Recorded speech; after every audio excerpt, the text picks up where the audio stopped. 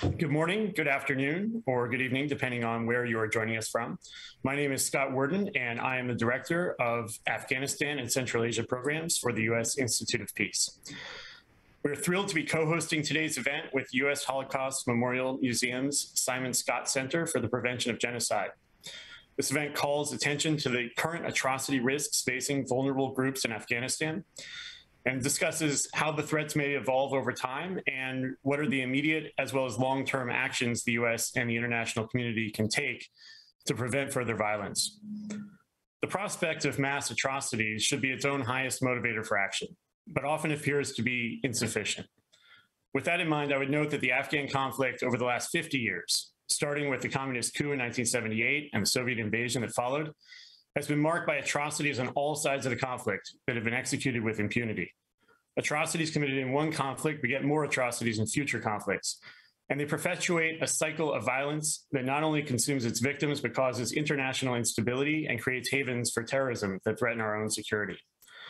Prevention is therefore not only a moral act or a humanitarian act, but it is a national security act. And it should be pursued with vigor for all of these reasons in Afghanistan, but also numerous high-risk countries around the world.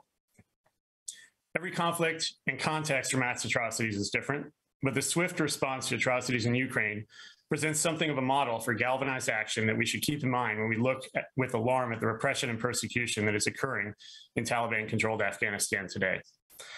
There are things the international community can do, and we can act quickly and decisively when we have the will.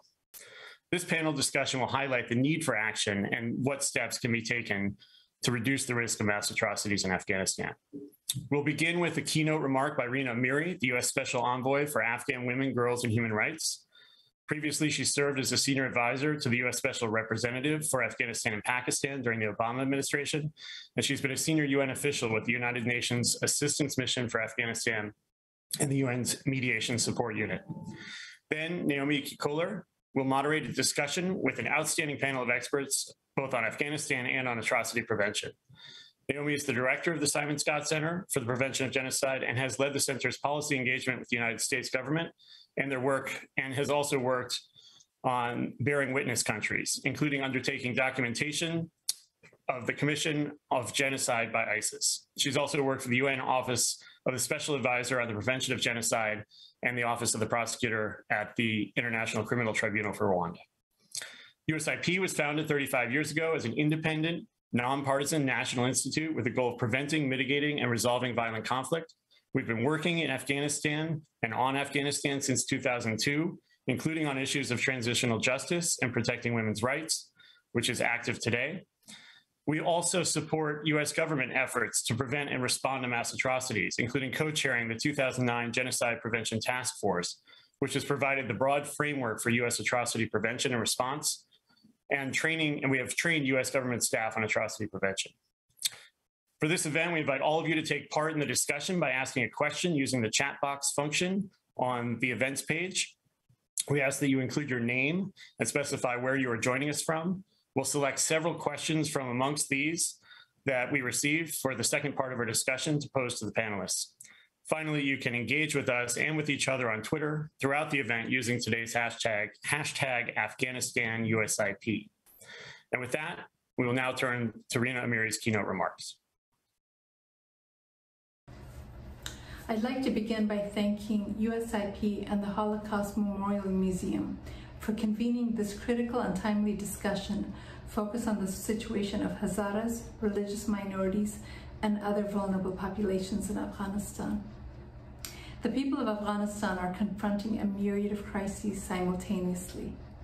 Since the assumption of power by the de facto Taliban authorities, the country has plunged into an economic meltdown, leaving 97% of the population vulnerable to hunger and food insecurity.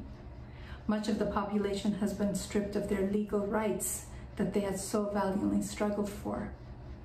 Those that bear the brunt of this hardship are the most vulnerable: women and children, and ethnic and religious minorities. The world has at least acknowledged the desperate situation of women and girls who have been rendered invisible overnight and stripped of their basic rights. It is far from adequate, but the injustice is at least part of international deliberations on Afghanistan. The situation of ethnic and religious minority communities has received far less attention. Hazaras, Hindus and Sikhs, Ismailis, Panjshiris, Ahmadis, among others, feel under acute threat.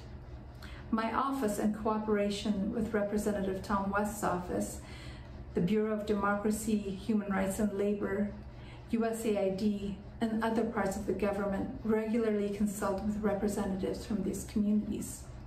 What we hear is a range of abuses, from seizures of their properties, to the raiding of their homes and offices, to unequal distribution of humanitarian aid, detentions, disappearances, physical abuse, and torture. The Hazara population in particular speak of the existential fears they and their families face. A group that has faced historical injustice and inequity in Afghanistan, they are currently under even greater threat. As one young woman said to me, as a visible other, I don't have the option of lowering my profile to escape harm. These communities feel under threat, both from the Taliban that have historically singled them out, and Daesh, ISIS-K, that has unleashed a campaign of targeted attacks against the community. The Hazara activists and leaders I speak to do not feel safe in their homes, in mosques, in medical clinics, and their communities. They don't feel safe when their sisters or wives are in labor, or when their children are in school. All of these places have become the target of brutal attacks, some claimed by ISIS-K, killing newborn infants, school children, innocent men and women.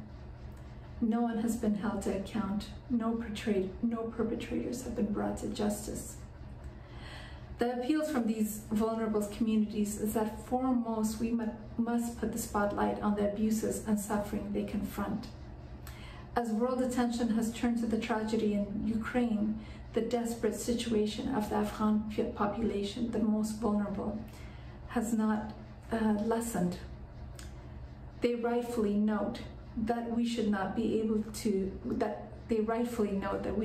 to do more than one difficult thing at a time. And I can say that my office and the bureaus and offices that I work with are committed to doing our utmost to ensure that their voices are injected into U.S. policymaking and international deliberations.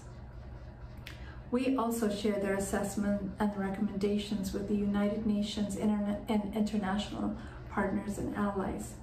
A fundamental threat in atrocity prevention is rendering it visible, naming it, identifying the risk factors and warning signs, and then taking action on the basis of an informed assessment. On the diplomatic front, we and our allies have pressed the Taliban on the situation of ethnic and religious minorities and human rights. I'm keenly aware that many will dismiss this as a futile exercise, but it is important for the Taliban to understand that they cannot achieve their goals of normalized relations with the international community when half of the population and Afghanistan's most vulnerable are pushed out of the equation. All of the communities that I speak to demand greater accountability, including investigations, evidence gathering, and documentation. Given that many members of the international community no longer have a presence in Afghanistan, it is all the more important to ensure that the Office of the UN Special Rapporteur for Afghanistan, Richard Bennett, is well funded, supported, and staffed. We also need to work closely with the UNAMA office, particularly its field offices. We need to encourage the OIC and regional actors who maintain a presence in Afghanistan to make sure that they and their offices have a human rights address. And finally, we need to support human rights actors, local actors, through funding, cybersecurity training, and other tools to give them a fighting chance to carry out their work under incredibly challenging circumstances. My office is committed to supporting all of these priorities. The road ahead will not be easy, but Afghans, particularly the most vulnerable, do not have the recourse to leave. They have no choice but to walk the perilous path. Our option is not whether or not to support them, but to lean in and to commit to the ways that we can support them and to stand resolutely shoulder to shoulder with them. Thank you.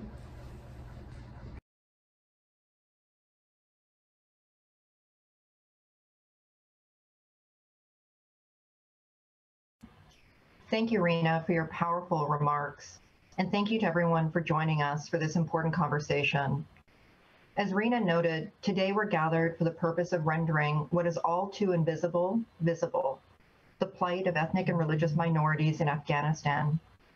We do so because as an institution, we understand all too closely and intimately the potentially deadly consequences of failing to do so.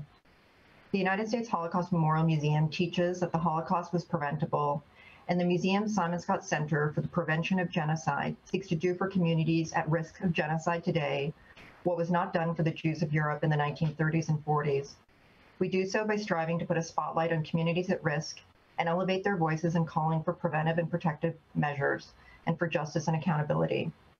Our work focuses on genocide and related crimes against humanity, crimes often marked by their large-scale and group-targeted nature. Today, we're discussing a situation that has been alarming for decades, where groups have been targeted on the basis of their identity. Afghanistan is and has been at high risk of mass killing for several years. Even before the return of the Taliban in August 2021, our early warning project, which forecasts the risk of mass killing, has ranked Afghanistan as amongst the 3 highest risk countries in our last 5 assessments, and is ranked in the top 10 countries at risk since 2015. We're especially alarmed now. The Hazara, a religious and ethnic minority, have faced persecution and violence in the past, and there have been recent brutal attacks against members of the group, including school children. In August 2021, the museum issued a warning that the Hazara face a risk of crimes against humanity and genocide, and that other ethnic and religious minorities in Afghanistan face a precarious future. We noted that the group faced targeted violence when the Taliban was last in power, and since its emergence in 2015, ISIS Khorasan province, ISIS-K, has also attacked the community and stated that its goal is to exterminate the Shia, including the Hazara. The Taliban have attacked women's rights and have similarly executed former officials. Afghanistan has been plunged into a humanitarian crisis, which can exacerbate the risks against already vulnerable communities. Members of civil society face significant risks to their safety, and many have fled. It's especially harrowing that in this time of great atrocity risk, the people who are doing the important work of documenting crimes and sharing information with those around the world are now being harassed, sidelined, or silenced. We should not be caught off guard by the current crisis in Afghanistan. Afghanistan has established risk factors for genocide and other mass atrocities. Those include ongoing armed conflict, major political instability, potential perpetrators with exclusionary ideology, both the Taliban and ISIS-K, and those who've committed mass killings in the past have not been held properly accountable, leaving few restraints on future mass atrocities. When conflict or mass atrocities are ongoing, sometimes the policy response seems to focus on the immediate humanitarian needs of civilians at risk. While this is understandable, the US government and others have tools at its disposal that will help plan for and develop effective responses to deter mass atrocity risks farther along the horizon. In Afghanistan today, we're already seeing the failures of world leaders to put those tools into action.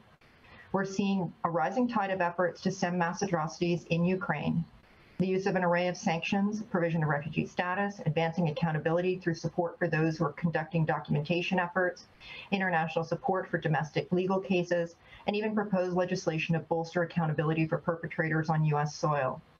This growing effort to promote accountability for crimes in Ukraine should, as our USIP colleagues, Belkis Ahmadi, Kate Bateman, and Scott Warden have noted, it should also apply to Afghanistan. It is not too late to prevent atrocities in Afghanistan. Those at risk within the country today deserve the full support of the US government and others to respond to current atrocity crimes and prevent those in the future. It is my deep honor to now introduce our panelists. We are joined today by Farhunda Akbari, Dr. Akbari is a postdoctoral fellow at the Gender, Peace and Security Center at Monash University. She completed her PhD in diplomatic studies at the Australian National University. Her research focuses on diplomatic engagements with extreme non-state actors in peace settlements, looking at the case of the Taliban in Afghanistan and the Khmer Rouge in Cambodia as actors of diplomacy. She's worked at the Department of Political Affairs in the United Nations headquarters in New York, the Afghanistan Independent Human Rights Commission, and Afghanistan's Independent Directorate of Local Governance in Kabul. She's also used her research to advocate for human rights, especially the rights of women and girls and vulnerable ethnic groups in Afghanistan. Shukriya Dalawar is a peace and security expert, human rights advocate, and a gender specialist. As coordinator of the Prevention and Protection Working Group, a coalition of 250 human rights, religious, humanitarian, anti-genocide, and peace organizations, she advocates for the prevention of mass atrocities and genocide. PPWG was instrumental in passing the Elie Wiesel Genocide and Atrocity Prevention Act and the Global Fragility Act, two groundbreaking legislative initiatives that advance global peace building and conflict prevention. Prior to her tenure at FCNL, Shukriya worked in the development sector on women's empowerment and in the defense sector as a political analyst and cultural advisor, testifying before Congress as a subject matter expert in multiple briefings. She's led several fact-finding missions to Afghanistan and represented the Center for International Policy as a senior fellow for 7 years. She also consults with the Afghanistan Peace Campaign to push for peace and reconciliation while advocating for protection of human rights. She serves as an advisor to the Thought Partnerships, an organization dedicated to advancing nonviolent, just, and inclusive societies. Lauren Bailey is a senior program officer on atrocity prevention at USIP. She leads a program that explores the intersections between atrocity prevention and cross-cutting criminal justice reform issues, including countering violent extremism, combating corruption and transnational organized crime, and promoting women, peace, and security.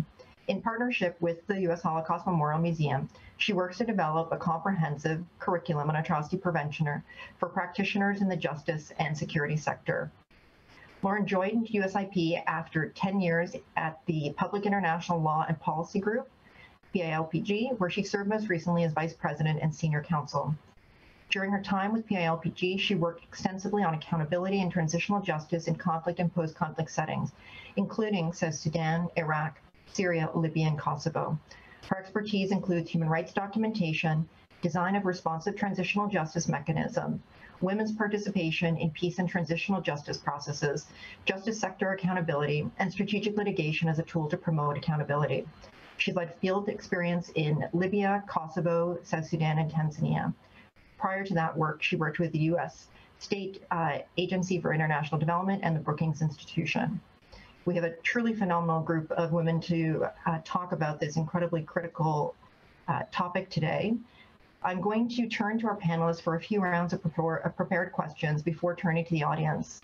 You can take part in today's discussion by asking a question using the chat function located just below the video player on the USIP event page. We ask that you please include your name and specify from where you are joining us today. So with that, I'm now going to turn to our panelists. First question, as we try to understand what the mass atrocity risks are in Afghanistan, is which groups in Afghanistan are especially vulnerable to mass atrocities today? And who would the key perpetrators be? And if you can talk a little bit about their motivations, that would be helpful as well. I'm going to turn first to Farkhunde. Thank you very much, Naomi, for the question, and also just want to take the opportunity to thank the organizers and also the audience participating today in this very critical and important event. Turning to your question, unfortunately, there are many categories and degrees of vulnerabilities in Afghanistan about who is vulnerable, specifically since the Taliban came to power in the last 10 months.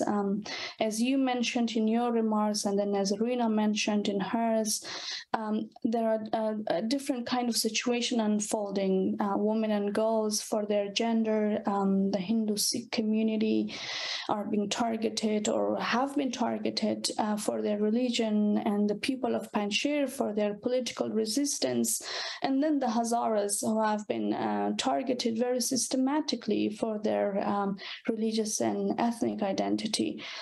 There are also many types of crimes occurring or happening in Afghanistan and that have been amounted to war crimes. But here for tonight's discussion on mass atrocities, I think it's really the situation that the Hazara communities are facing a very distinctive patterns and nature of crime that are being targeted to the community. And then what has happened to the community throughout history, at least in the modern history of Afghanistan, there have been different waves of persecution, both by state and non-state actors or armed actors, that show us that the community has been facing a process of genocide. There may have been an event of genocide, especially in the 1890s under the Emir Abdurrahman's reign, where it is believed and also recorded that about 62% of the Hazara population were wiped out, and they were taken as slaves and treated as an infidel under the decree that he issued. And it has happened since then. We as community tracing at different times that there has been a particular kind of discrimination, and it was more on that ethnic and religious identity. Coming back to the Taliban, during the Taliban regime, the kind of narrative that the Taliban used in the 1990s against the Hazara community really resembled what Amir Abdurrahman Khan used during his time of persecution of the Hazaras, such as the Hazaras are infidels and they need to be wiped out of Afghanistan. We do know the massacre of Mazar Sharif in August 1998. My family have been victim of that particular massacre.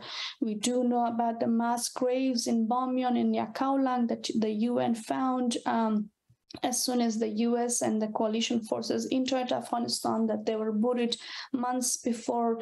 We do know about the cultural genocide of the Hazaras, destroying 2,000-year-old Bamyan statues that sort of symbolized Hazara identity and Hazara's presence in Afghanistan. And the economic embargo of Hazarajat that are not is not known as much about that. During the Taliban regime, there was this embargo in central Afghanistan where the Hazaras are residing that prevented the distribution of or the flow of humanitarian aid and access in those regions. But then post-2001, the Hazaras cooperated with their heart and soul in the democratization process because the community felt that this process is lifting them out of being a second-class citizen, and at least their rights were being recognized under the 2004 constitution. They were the Hazaras were participating in elections in large numbers. Women were leading their civil society organizations across Afghanistan, or in the security sectors, and also other leading other platforms to feeding that progressive sort of mode in Afghanistan. But these really activities became part of Hazara's vulnerability today because it became a lot more justifiable to extremist organizations, including the Taliban, that the Hazaras have gained from these opportunities. They have lifted themselves out of their historical roles as being the subordinate, the second-class citizen, and therefore they need to be pushed back, and they need to pay back for what they have gained. On your point about motivation, as Rina mentioned in her remarks about the typology of crimes that have been taking place against the community, it's the mother giving birth to their infant child, it's the schoolgirl, it's also the schoolboy, it's the sportsman in the gym. The attack has been on every part of social life of the Hazaras. And what this indicates that there is a kind of wiping of the community or destruction of the community in part, if it's not in whole, and the attack on youth, on infants, also tells us about the motivation behind these attacks are signaling to the community that you do not have a future in this country. And this is very concerning to the Hazaras. As mentioned, there has been persecutions. There are patterns of persecution, but when youth are being particularly targeted, as young as infant, I think we have been trying to understand the mind behind the strategist of this extremist organization, who are behind it. That what do they want to tell us about it? Why they could blow a mosque or this or that, but why an infant? Why the infants, or why the hospitals, or why schools, young children, and this automatically, I think, tell us and tell the world that it's also about our future, and about who are the perpetrators. I think this is something that we don't know much. There has been very less talk and less information about it. Partly it's a failure of previous Afghan government, and also, unfortunately, the international community who were present with foot on the ground in Afghanistan, and the pattern of attacks on the Hazaras that have been happening more targetedly, at least post-2001, started from 2011 onwards, that they did not identify or bring one single perpetrator to light or to justice, to tell us that who is behind these attacks. I can say perpetrators are being politicized. There are the government used to blame the Taliban used to blame the government, and now they are blaming the resistance groups who are opposing the Taliban, but nobody really brings out the evidence that who is killing the Hazaras. It's very easy to blame everything on ISIS, but the history of Hazaras, or at least Hazara persecution, shows that it goes beyond the existence of ISIS. There are different groups come and goes in the political landscape or security landscape of Afghanistan, but one thing remains solid, and that is that the Hazara remains vulnerable, and they do remain a target. And this is where I think it is time. It is late, but it is time for international community to really look into what is behind the scene, especially in terms of perpetrator. And I look forward to discussion and hear more from the experts on the topic, to learn, and also to understand, and also raise awareness to responsible authorities internationally on what we can do next. Thank you, Naomi. Thank you, Farhanda, for that. And thank you just for providing also the historical context of the systemic discrimination that has been experienced by the Hazara community for decades, but also the intentional destruction of cultural institutions and artifacts. the physical attacks. Knox team has written about how just in April alone, within 10 days, there were 5 attacks on the Hazara community. And to just be very clear for those who are listening, as Farhana mentioned, that includes attacks on maternity hospitals, attacks on schools, attacks on mosques, places where people come together to celebrate as a community or to give life or receive medical care. But as you know, one of the big challenges really is in identifying the perpetrators, but there have been multiple opportunities for the international community to invest in documentation, to invest in gathering that type of information, as our USIP colleagues have talked about. There has been since 2020 an open ICC investigation. There have been at various times different efforts to try to identify who perpetrators are and document, but many of the reports have never been made public. And there is definitely a big gap there when it comes to the accountability efforts, but also really understanding, as you noted, in more granular detail, the nature of the threats and how then best to tackle and address them. Shukriya, your perspective on this. Thank you. Let me just start with thanking both USIP and the U.S. Holocaust Memorial Museum for this very, I would say, urgent discussion and timely discussion. I also want to thank my colleague Farhana for her courage to speak on this issue. It's very important. Going back to your question, who's suffering these atrocities? So obviously the minorities, particularly the Hazara community, as Farhana just articulated, the Sikhs, the Ismailis, Panjshiris, Ahmadis, women and girls. The perpetrators are often the Taliban, ISIS-K, but as Farhana said earlier, there are many perpetrators. If you look at the historical context, this conflict has shifted. There's been so many power shifts, and in every turn, one or the other group has been targeted. And in this particular note, I want to say the ICC investigation was shut down by the Trump administration. There was evidence collected of atrocity crimes in Afghanistan. This is where we have to take, the US government has to take some self-responsibility. It's really hard to hold other perpetrators accountable when we're not willing to hold ourselves accountable as well. And then I want to also talk about motivations. The motivations for these groups, obviously, it's power, it's ideology. There's a lot of revenge killings. Every time a government shifts or a new government comes in, there's no rule of law, there's no accountability. As Farhana mentioned earlier, no single perpetrator has been held to account in Afghanistan by the international community. Clearly, this is a culture of impunity that we're neglecting Afghans, and 38 million people continue to suffer.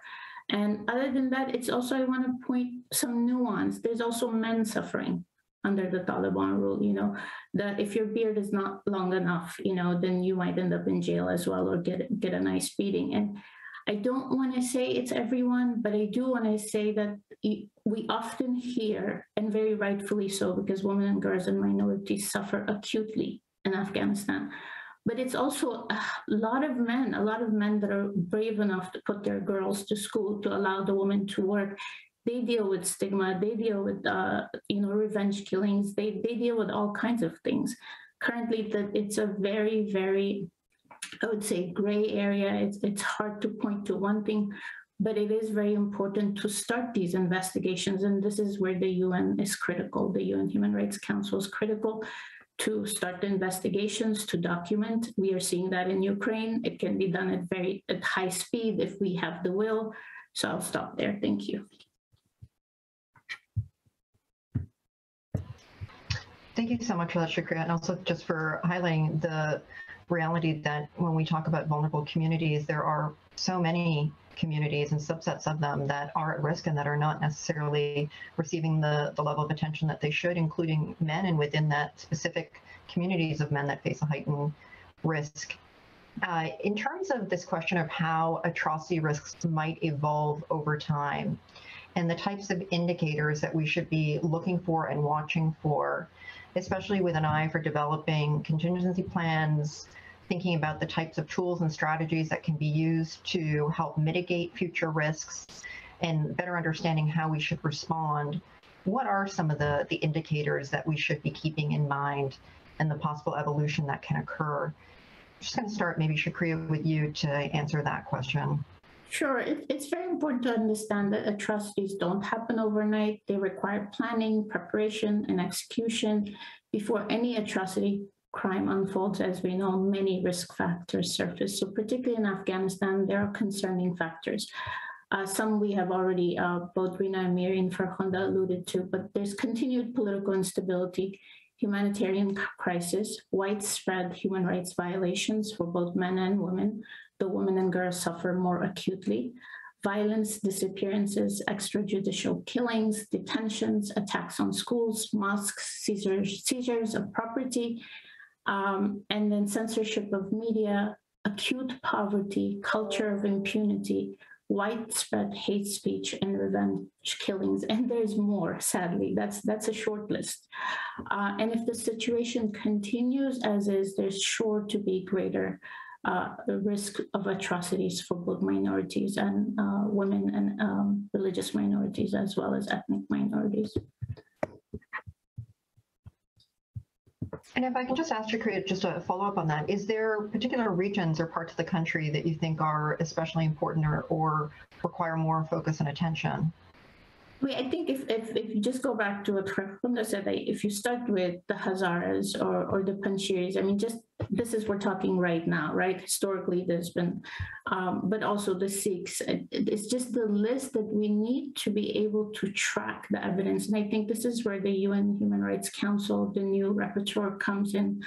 His office is very, Richard Barnett, his office is very critical. It should be resourced, it should be well staffed, and they should be able to gather all of this evidence. There's a lot of Afghans in the diaspora community that are very active. They're actually sharing this information. I'm happy to make those connections if anybody wants to reach out to help collect that evidence. Thanks. Thank you for that. Farkhunda, your perspective on this. I think I agree with what Shukriya just said. I'm happy to hear from others.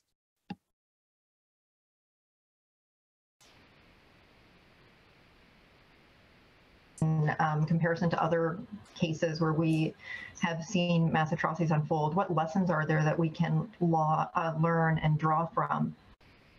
Sure. Thanks, Naomi, and thanks to my fellow panelists. It's great to be on this panel with you and to be learning from you as we go along. In this discussion, as Naomi mentioned, I'm going to try to provide a bit of a comparative perspective. What can we learn from other situations? And as I'm listening to Shukriya outline the risks as they exist, you see the challenge, I think, that is really presented by this situation, which is when there is this sort of high level of imminent risk regularly, what are we really looking for to try to understand how risk is evolving and how we should be responding to evolving risk? And what I would say overall, and I think this holds true of state practice as well, is we're looking for changes in the way that perpetrators are approaching their victims, in the way that rhetoric is being used, and in the way that restrictions are being imposed upon the population. And so just some initial thoughts on this. When we see the sort of civilian targeting patterns that are being used for many of the attacks, I think Farkhunda is absolutely right that when you're targeting children, infants, women, you're sending a message about the continued presence of a community and country. That could easily shift to broaden in scope or scale. And if that were to happen, we would want to be mindful of that and see that as an evolving risk within the context of Afghanistan.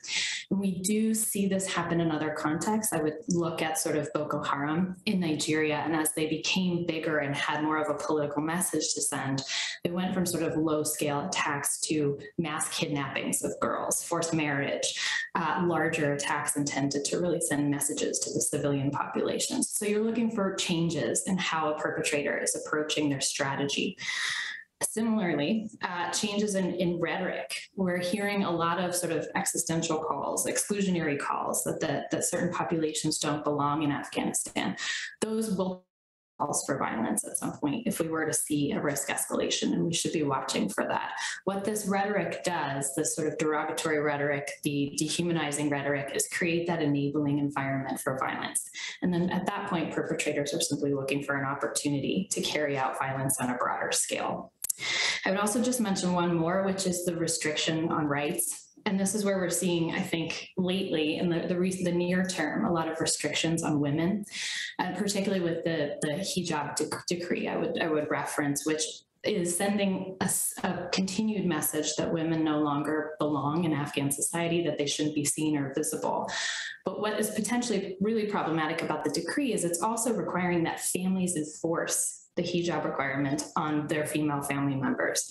And so likely we're about to see an increase in violence against women that will not be reported because women will not have an outlet to report violence against them. And the state is asking citizens to impose and enforce the rules that it's establishing, the de facto state. And so I would say just overall from a comparative perspective in this sort of intense, sort of high intensity, imminent risk environment, we're looking for changes in the way that perpetrators are acting, the way that perpetrators are speaking, and then potentially also shocks that might provide them with an opportunity to pursue mass violence.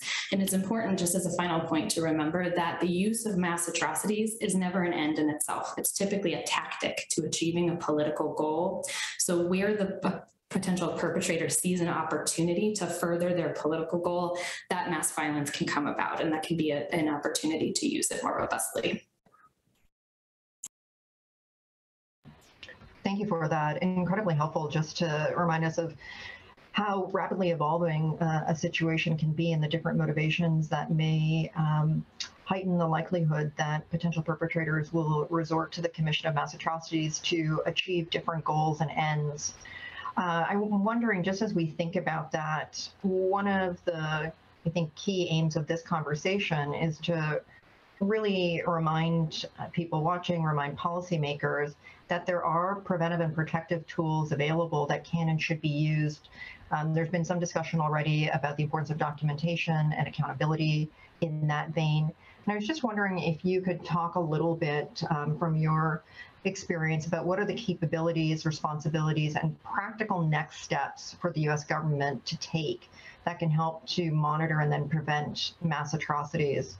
If we were to really kind of take seriously this idea that there should be an atrocity prevention strategy that is applied in the context of Afghanistan, as we have seen called for with the passage of the Elie Wiesel Act, as we've seen kind of embraced through the articulation of now 3 different presidents who kind of articulated that atrocity prevention is a core national security priority for the United States. What would that actually look like, Lauren? Sure, thanks, Naomi. And I think I'll look at this through sort of 4 priorities that the U.S. should be taking as they think about this. And they've been mentioned already by each of my colleagues on the panel and by you as well. And the priority, I would say, is documentation, is strengthening the ability of human rights to get information out of Afghanistan on the human rights situation. So strengthening human rights monitoring and documentation efforts. And this is particularly critical in the face of the dissolution of the Independent Human Rights Commission. This will help us fully understand the scope and scale of the risks that we're facing. As Farkhanda mentioned, there's a lot of confusion over who the perpetrators are, and that's pretty normal in this kind of scenario. Victims are not, in the moments in which they're being victimized, it's not always clear who's committing the crime, who the perpetrator is, and who they represent. And so establishing that record is going to be really important to trying to understand the situation and to respond to it appropriately.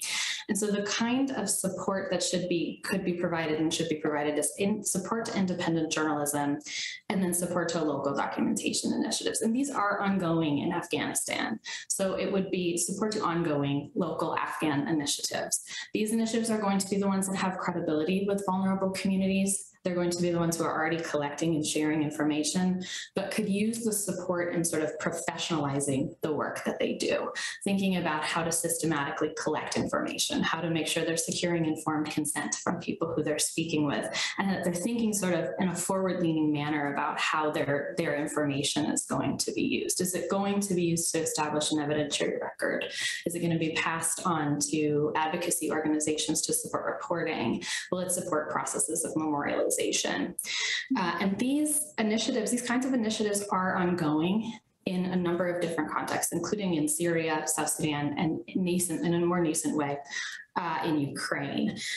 They're conducted in situations where both the documenters and victims face fairly considerable risks in collecting information. And that is part of what needs to be supported, is thinking through how to help them be secure in the information that they're collecting, and how to ensure that they're able to operate in a way that sort of maximizes both their security and the security of victims. These initiatives require secure storage platforms. So a few of the things that they could use: secure storage platforms, training on personal security, access to some of the various applications that have been developed to document atrocities, like the Eyewitness to Atrocities app, or apps that allow them to hide information if they happen to be questioned or detained.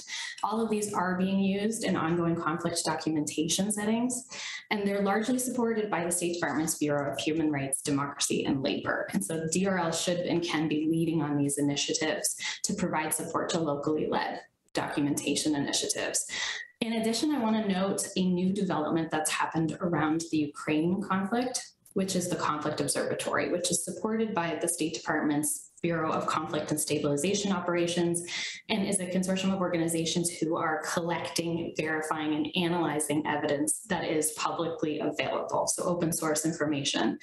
And they're doing so too in the interest of furthering accountability for Russian atrocities.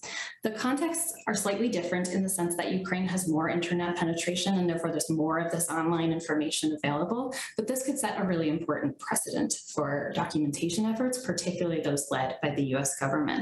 And those documentation efforts in the past have fed into US atrocities determinations, which could also come in as a helpful step within this case as well. So and I'll be brief, I realize I'm speaking for a while now, a couple of other comparative perspectives here. Support to the UN Special Rapporteur.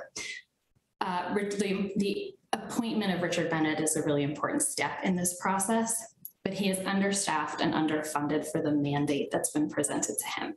And that's going to present some challenges in really maximizing the utility of this position. And this is where our US government colleagues should be thinking about how to support him in this process. And I might point to the Special Rapporteur on Human Rights in Myanmar as an example of how this can be done well.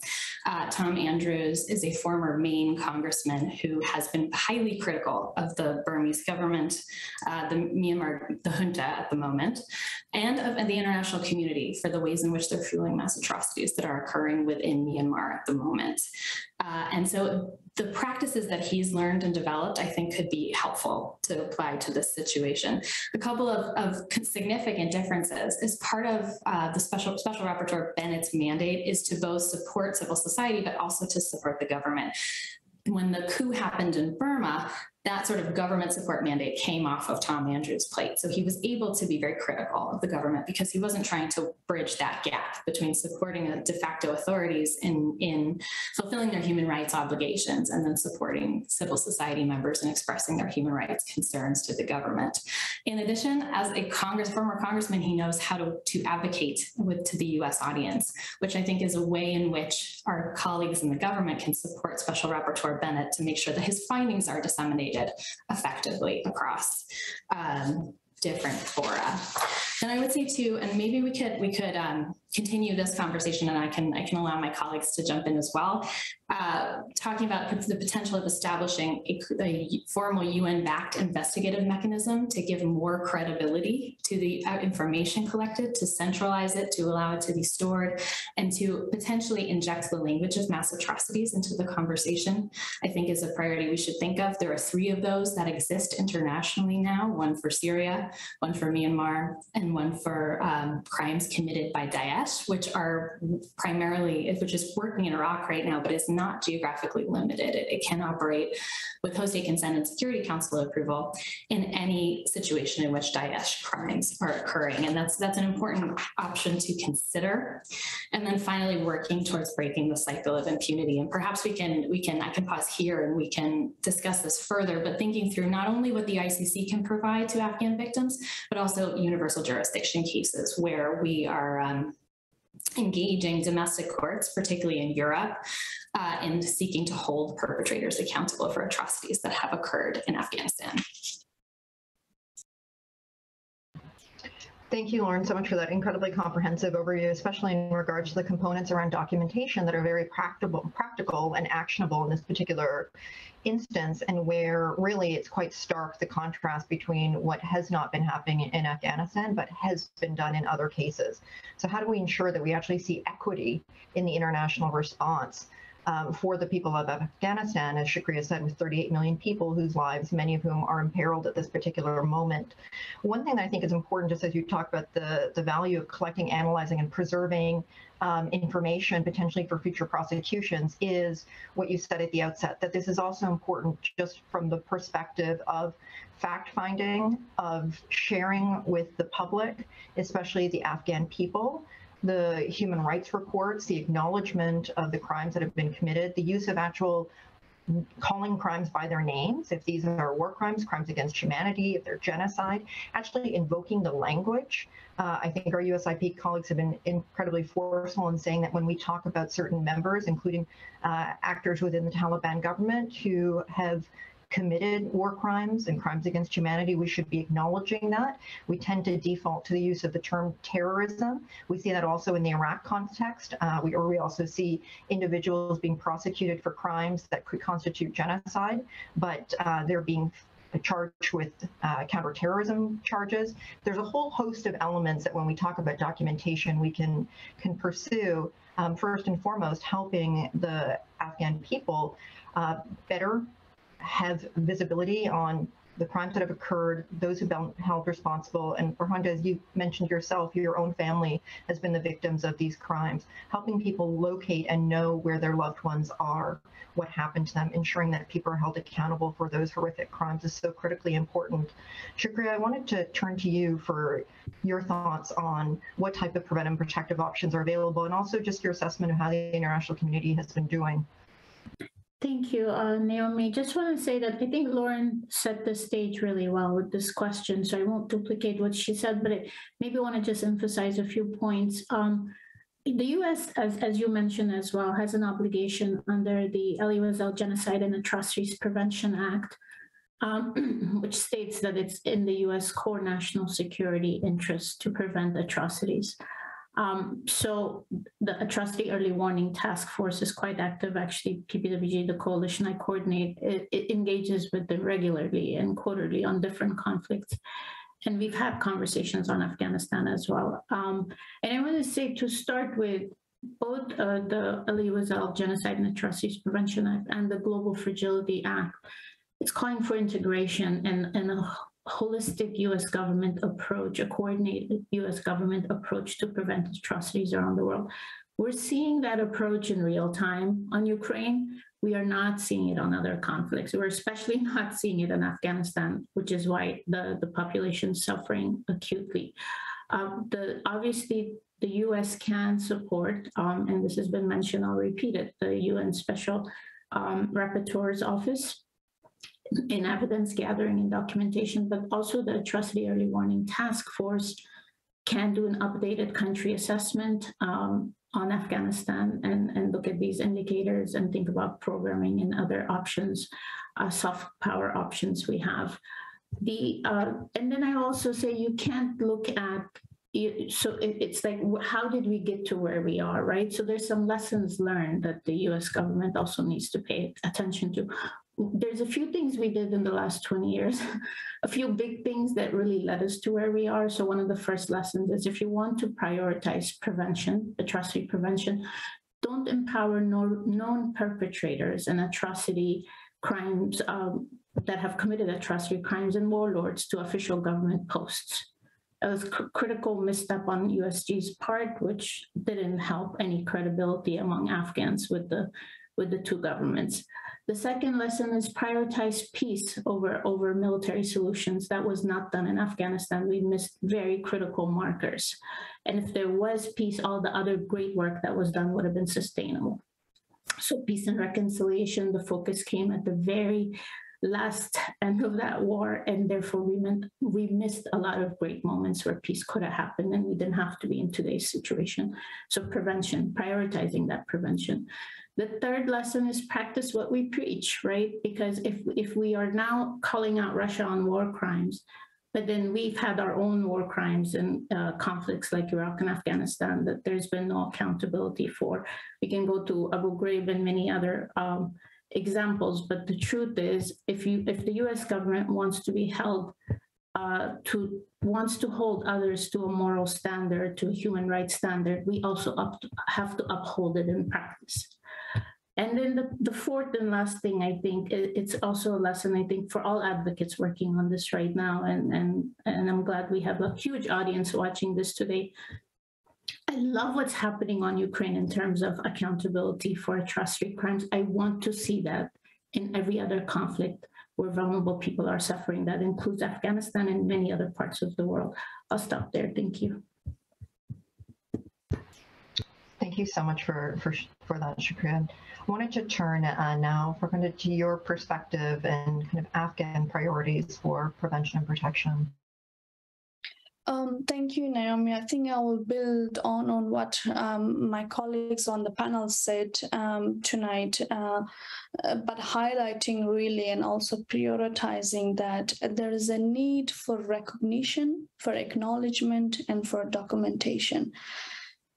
Coming back to the Hazara community, it has been at least 120 years under our record that the community are facing mass atrocities, including ethnic cleansing, persecution, and even a genocide. What has passed is past. Last 20 years, missed opportunities, lessons to be learned. But I think what we really missed was to understand that our capabilities that were in our domain, to understand that how the country, how the situation is evolving, going back to your earlier question, and how the vulnerabilities are being highlighted and being maximized.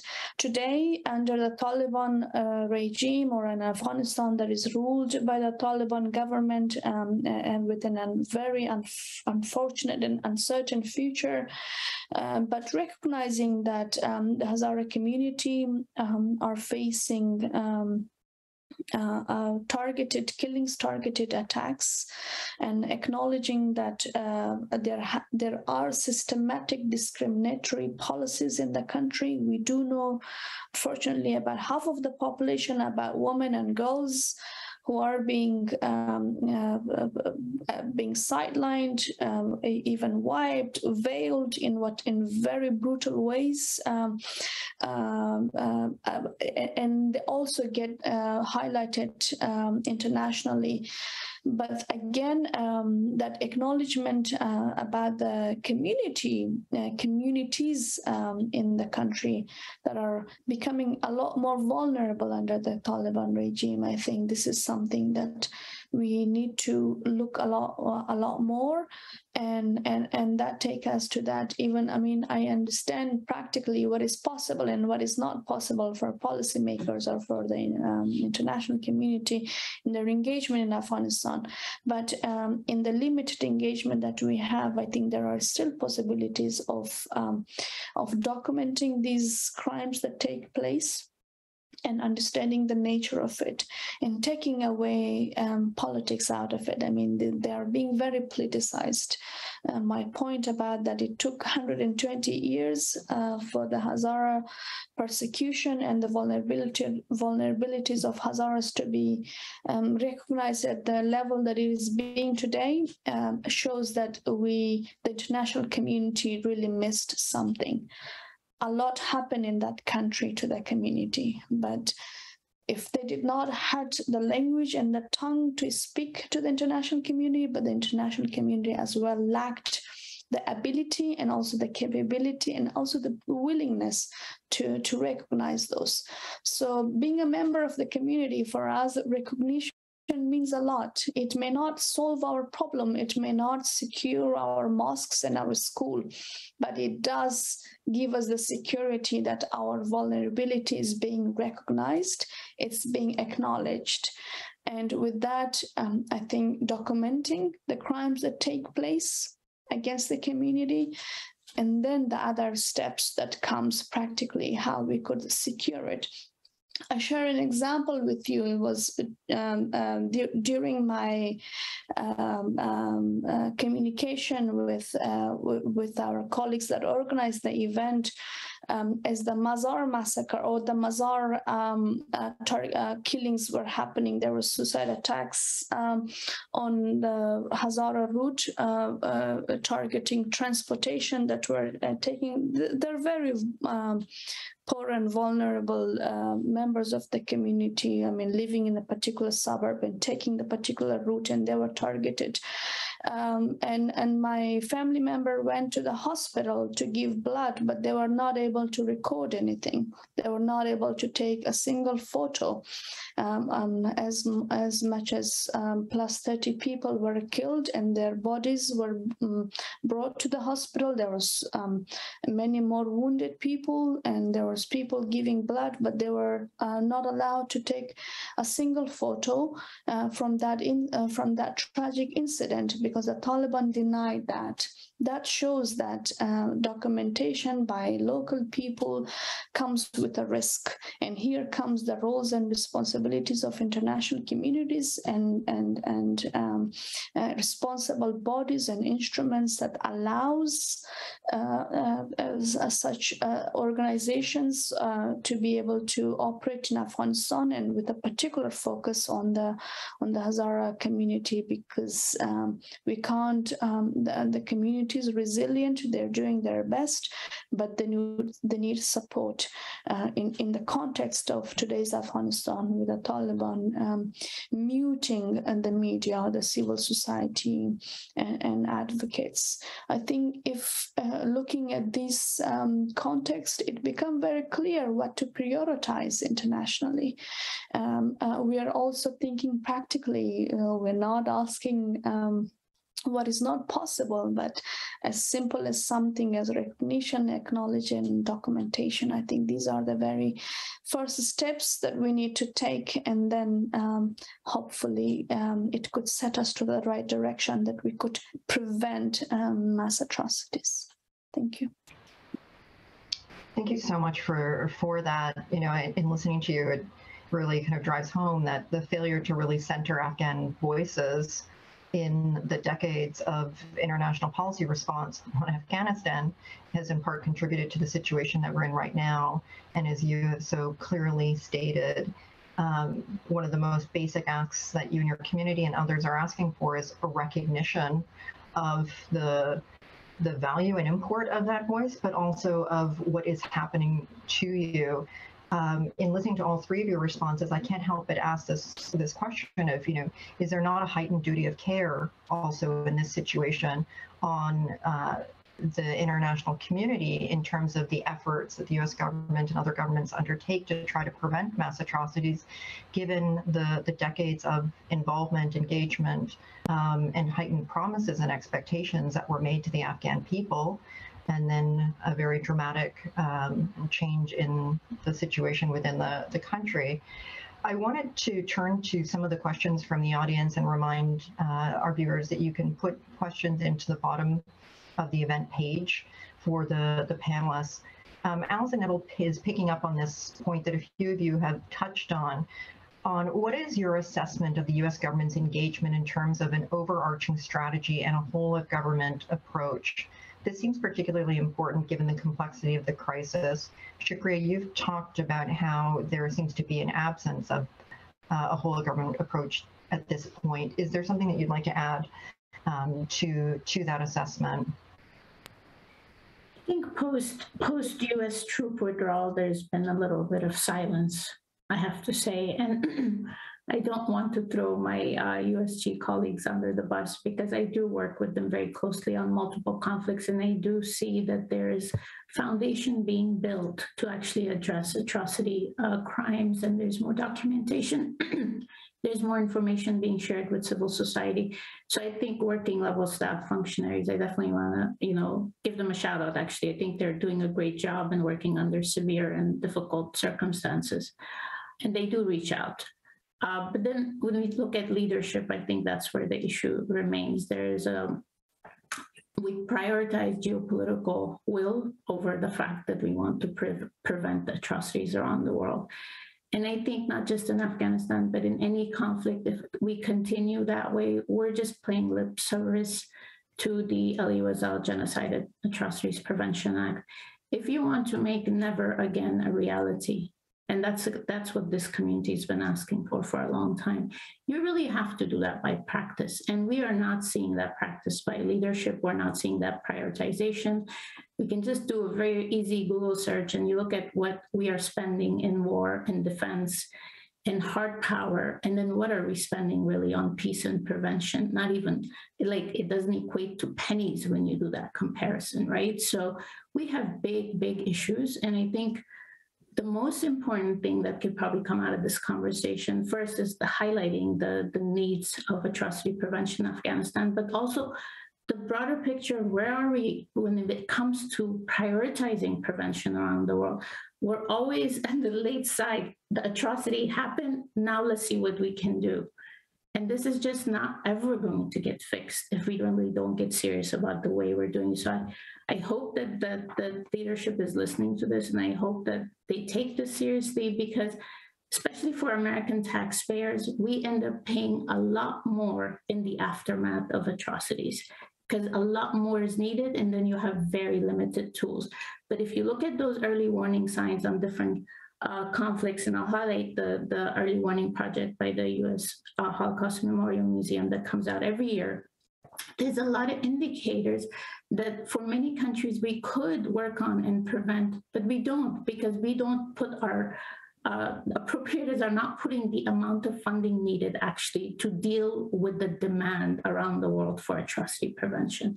And so I think we have to get a little honest and in our self-reflection on how much we're prioritizing never again. Thanks, I'll stop there. Thank you so much for that. I feel like all too often the focus of the conversation is on making genocide determinations. And once you've hit the point where you're making genocide determination, it means that you have failed to prevent. And we have lost untold number of lives, and societies have been forever changed. Lauren, is there anything that you'd like to add to Allison's question? So I would agree with Shukriya overall. I think the thing that I would add, and what makes Afghanistan unique among U.S. involvement in atrocities situations is our own involvement. And I think you've referred to it, Naomi, as the heightened duty of care. And I think that is the way that our colleagues within the U.S. government are looking at it. But articulating that in a sort of policy sense has been slow to develop and has been sort of awkward, because there's a reckoning that happens with the way that the evacuations went in August, with the ways in which we didn't see fairly obvious signs that the Taliban was going to take over the country. And so in many ways, this is a sort of unprecedented situation. I think there's ways in which we should respond, and that's what we've been discussing this morning. But our colleagues are struggling with how that sort of being torn between that response and sort of understanding our own involvement in driving the risk in this instance. Thanks so much for that. It is unprecedented, yet there are some examples in the context of Iraq that we could draw from, where we saw, unfortunately, the targeting of religious and ethnic minorities. Over 900,000 people had to flee from Nineveh in the north. ISIS committed genocide there. And that is an area where we have seen a really robust investment in documentation. As you said, for example, we did see actually a form of a military intervention to a degree to open up pathways for Yazidis to flee, but where there has been continued struggling on what an atrocity prevention strategy should look like. So it's an area where we have to continue to really focus and bring attention. I think the point also around what do you do in the aftermath of this large focus on evacuations, we have to remember the vast majority of people at risk and who are vulnerable will never have the chance to leave Afghanistan. And in a way, when we talk about religious and ethnic minorities, for that to happen means that we would see a future of Afghanistan without the diversity, without these communities being able to live in their own homes. So it is I think that Shukriya said at the beginning of the conversation, this is such a critical and urgent conversation. This is one where we have to be able to kind of walk and chew gum at the same time, because the urgency of the needs on the ground are so great. Shukriya, you have had your hand up. Yeah, I just wanted to, thank you. I just wanted to, emphasize what Lauren and yourself just said. But like we also can't do atrocity prevention in a silo, right? So looking at U.S. responsibility in the way we withdrew, we did not have a peace accord in place. We did not have UN peacemakers in place before we withdrew, hence the colossal disaster. We also, when we were negotiating the U.S. Taliban agreement, we did not have the Afghan government involved. We did not have women's representation. We did not have minority representation. This is where that self-reflection is important. If we were saying for 20 years, we believe in democracy, we believe in human rights, we believe in women's rights, and then we turn around and we do something like that, how can any Afghan take us seriously? Honestly, if I was sitting in Afghanistan, one of the 38 million people, I'd look at the US, I'll be like, okay, Cold War, you abandoned this afterwards. And then after 20 years of promises and much good work done by many people, I don't want to say that that wasn't done, but not looking at the sustainability of that and withdrawing in the manner in which we did. And then, of course, there were at the 11th hour, we tried to evacuate as many people as we could, but we can't evacuate 38 million people. You still have to solve the problem. And I think here the US bears the greatest responsibility with all its NATO allies and all the coalition allies to work with the UN to solve the problem for the long run. I'll stop there. Thank you. Thank you so much. Turning to you, Farkhunda, before we take another question. Thank you. Maybe not directly to the question, but in reflections to what colleagues have said, what US can do, international community can do in this current situation. Look, coming to today's topic, looking at the Hazara community, we're talking about a very small suburb of 2 to 3 million people in Dasht-e-Barchi, west of Kabul. And as now we are speaking, anything is possible there. Another targeted killing that could kill plus 200 children. But what have been done so far? We have been speaking about this in the positive light in the last 2 years at least, but not before. But what has been done? It's practically very something that is possible for that practically could be protected. A small area in geographically that the community has been targeted. There has been reports by UNAMA. There has been 35 plus attacks on the community in recent years, and the typology of attack that was mentioned earlier in today's talk happened in that particular geography, which is very small, very limited, but with very dense population, and nobody has been able to take a step in, be it the state and now another regime or the international community, to protect this community. And today, as we speak, we could go off and finish this webinar, and then another attack happened, another 200 children or other members of the Hazara community die. So I think we really need to boil down to very practical steps about protection of the community, even if it's just Dasht-e-Barchi, even if it's just that particular location in Kabul. If it's hard for you to go to Bamiyan or Daikundi or other places, Dasht-e-Barchi is a few kilometers away from embassies and the presidential palace and the airport, and this is where the community is being targeted by the so-called ISIS, the Taliban, or other groups, and it doesn't extend more than few kilometers, and we haven't been able to do that. And this is where I think we need to, the community is craving and desperate to see a very small step the international community, including the US, could take to show that they're being recognized and they're not forgotten, especially after what the community contributed in the last 20 years. And this is, it's not just the number of people being killed, it's also that the morale of the people, the morale of the community that is being really destroyed because they thought that they could change things, they could sacrifice, they could and they could change it, but now it's not happening. So with this, I just want to emphasize that the community is very desperate to see, and this is very important for the morality of it, if it's not very much on being practical on the protection of the entire community. Thanks.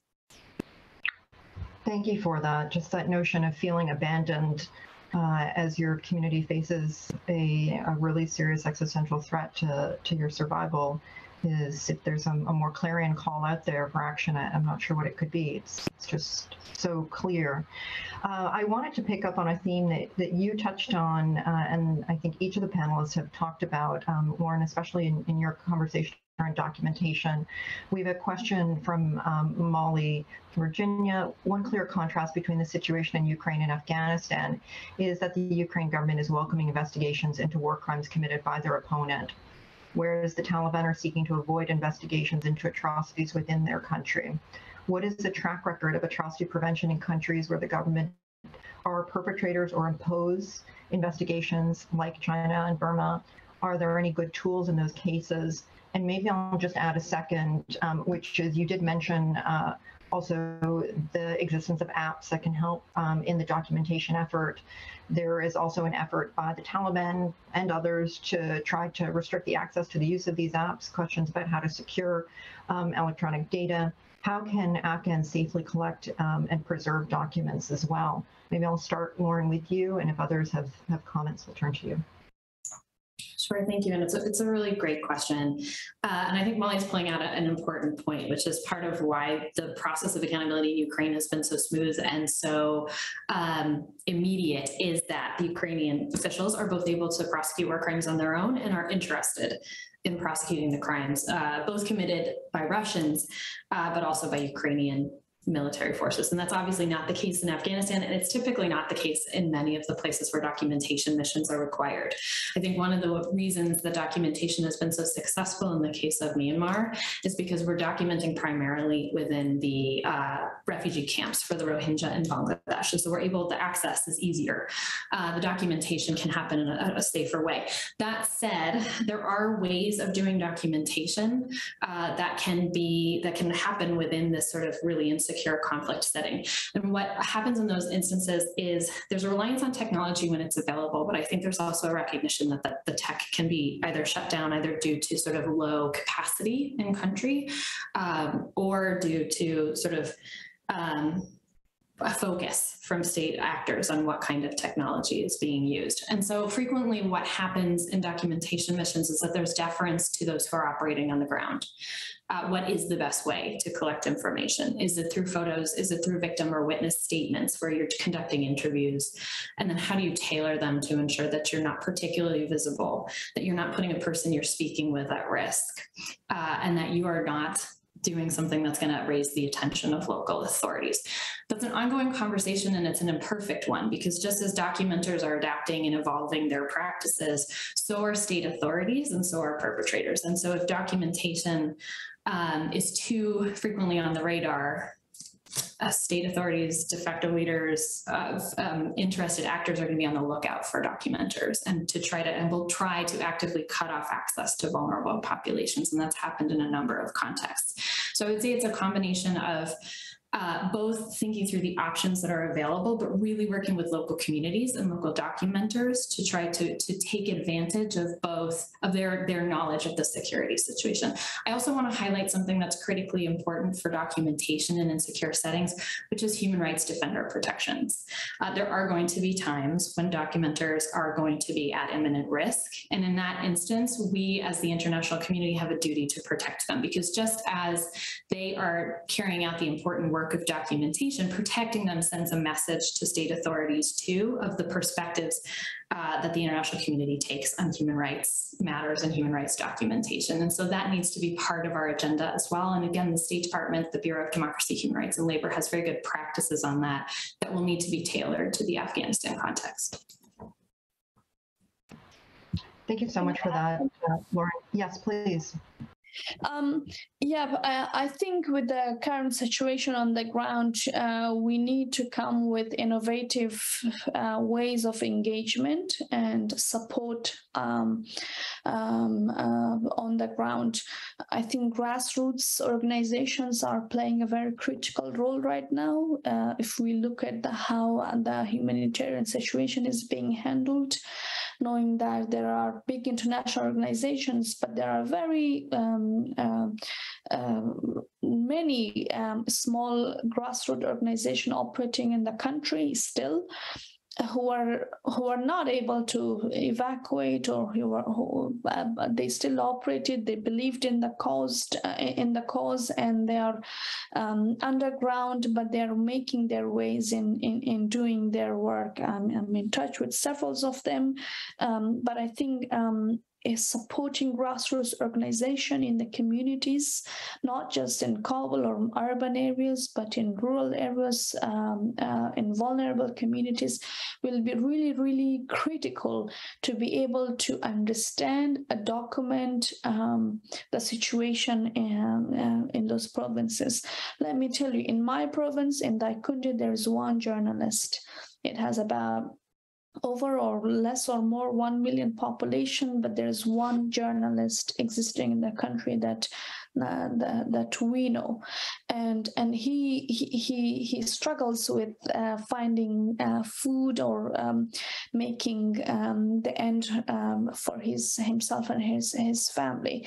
So I think we need to come up with very innovative and creative approaches on how we are going to engage in Afghanistan, and really boil it down to engaging with people in local communities, local organizations, looking at their track record and also supporting them. They will be the one that could give you the most realistic picture of what is happening in the country, be it for women and girls, be it for the Hazara community or other vulnerable community or others.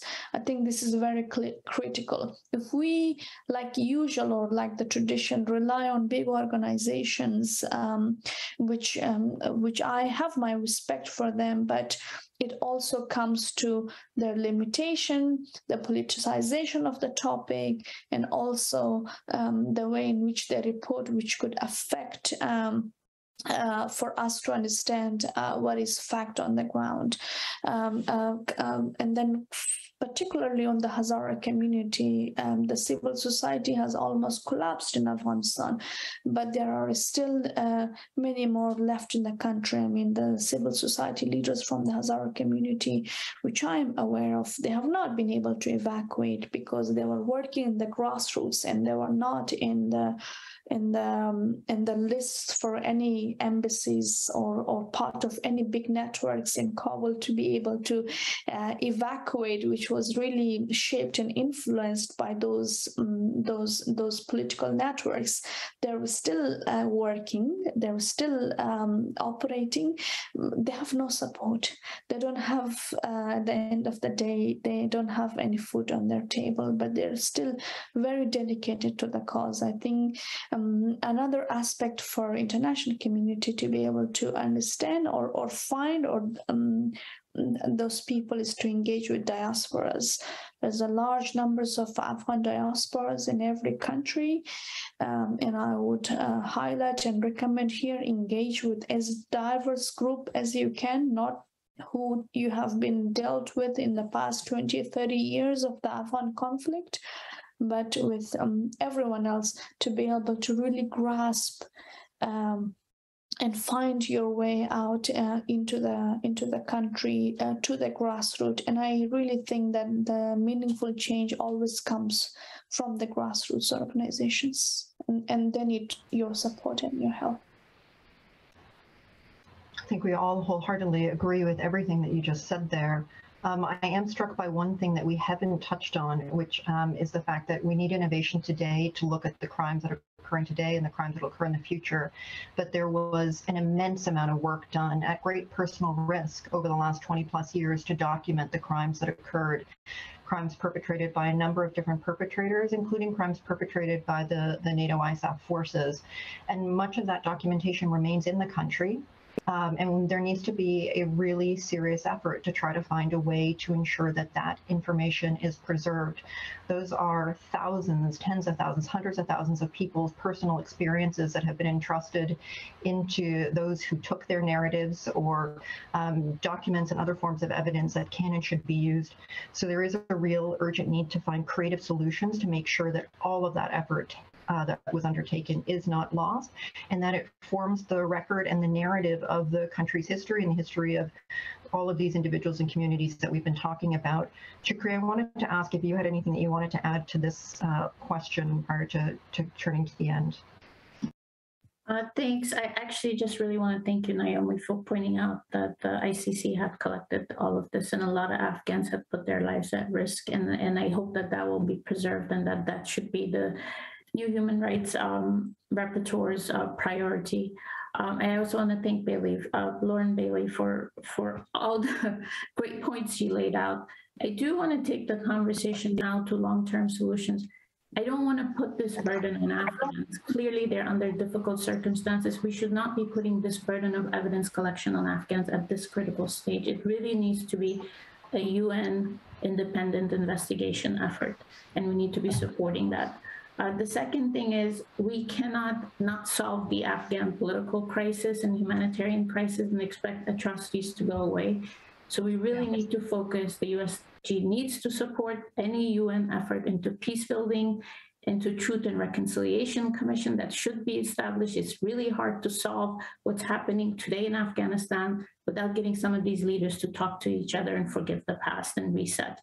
The Taliban need to be held, US needs to hold the Taliban to the agreement, to their end of the agreement: inclusive government, women's rights protected, minorities protected, ethnic religious minorities as well. And then I also want to say that often when we talk about women, and as Afghan American women, this has been a painful thing to watch for 20 years. So I want to point it out. We're always looking at the veil, the unveiling, the veiling. I'm really tired of it. Women are suffering from economic issues. The rule of law was not established the way women needed the protection in the last 20 years. It's much worse now. We're paying for those repercussions.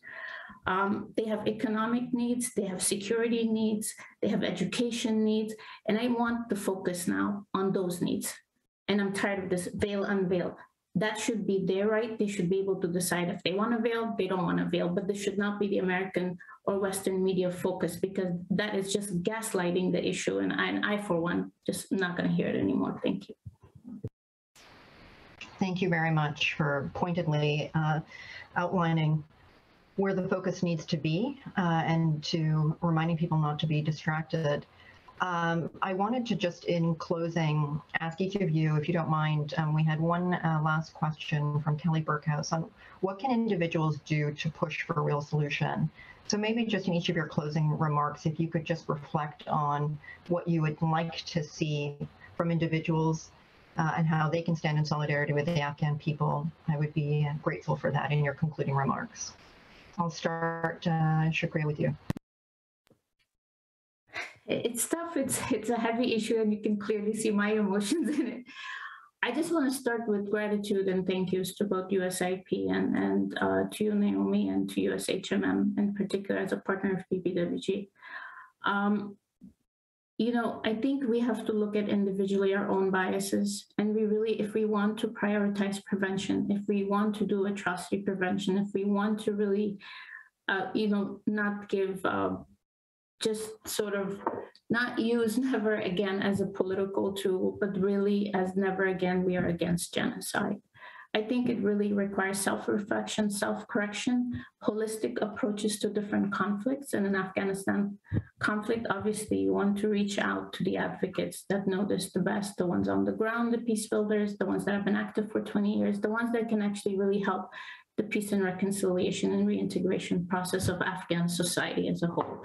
Really have to, I would say, emphasize on the big picture solution where we're working on the immediate, which is prevent harm to mass communities like the Hazara community, to just prevent that. Don't wait for another episode of an atrocity event. That's it. I'll stop there. Thank you very much. Thanks, everyone. Thank you, Shukriya. Lauren.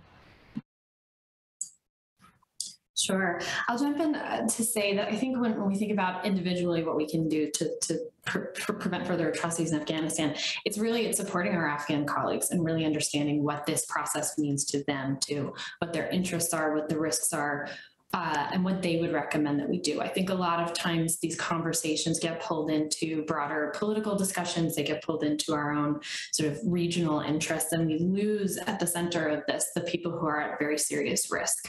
And so as an individual, how best to support this process is to do some of what we did today. And I will say thank you to Farkhanda, to Shukriya, and Naomi. I've learned a lot from all of you today. And so I would say keep talking to our Afghan friends and keep learning about the risks and what they're looking for from their future, so we can design prevention initiatives that are supportive of achieving that goal. Thank you so much for that, Lauren. And finally, Farkhanda. I think knowing that what Afghanistan is today individually, it's important to know that what is happening today in Afghanistan, the outcome, the result, is not what an average Afghan would desire, be it anybody across the country. Today, we have girls not being able to go to school. There's an atrocity of an ethnic group, and there is silencing of journalists and civil society organization. As a country, I think we are at the bottom of the ladder of every indicator that tells about our development, and an average Afghan does not want that. An average Afghan has done everything they can do to be able to lift their life out of this cycle of conflict and misery that has been imposed to us, both nationally and internationally, by different actors. And your sympathy, your compassion individually makes a lot of difference. And the uncertainty that every Afghan lives today, be it inside the country or in diaspora, it's very difficult. I mean, it's heartbreaking that what we are going through as people of that geography. And please do everything you can in whatever category that interests you, be it girls' education, be it women's rights, be it democracy or human rights, or prevention of atrocity crimes against minority groups or a vulnerable ethnic group like the Hazaras, to change something in Afghanistan, because our destiny in that geography is not only weaved by ourselves, but it is historically being given to others in the world to decide for us. I'll end with that. And thank you so much for that. And maybe just in closing, I'll just end with where we started, which is there's absolutely nothing inevitable about what is happening. You know, the Holocaust was preventable. These crimes are preventable if we can find the will to identify the solutions, and if we can commit for the long term to helping alongside our Afghan partners, friends, colleagues, to affect the type of change that we've been talking about in this conversation. We can hopefully create an outcome and improve the future for so many people who at this particular point, as we've talked about for the last hour and a half, do not know tomorrow if they're going to be the victim of an attack at a house of worship. They do not know if their children are going to be killed when they go to school, do not know if their medical care will be available to them, do not know if they'll have jobs, food, and so many people who are at immense risks are doing the type of important human rights documentation, fact-finding, and life-sustaining efforts that our panelists have been talking about today. It's been a real privilege to be able to be joined by the three of you for this conversation, and immense gratitude to USIP, who's been doing remarkable work on Afghanistan for a long time. Thank you for the opportunity to partner, and thank you to our USIP and US Holocaust Memorial Museum colleagues who helped to make today's conversation possible. I hope that it helps to compel renewed focus, attention, and that it helps to, in a small way, remind our Afghan colleagues and friends that they are not abandoned, and many of us will continue to work to try to ensure that there is a better future. Thank you.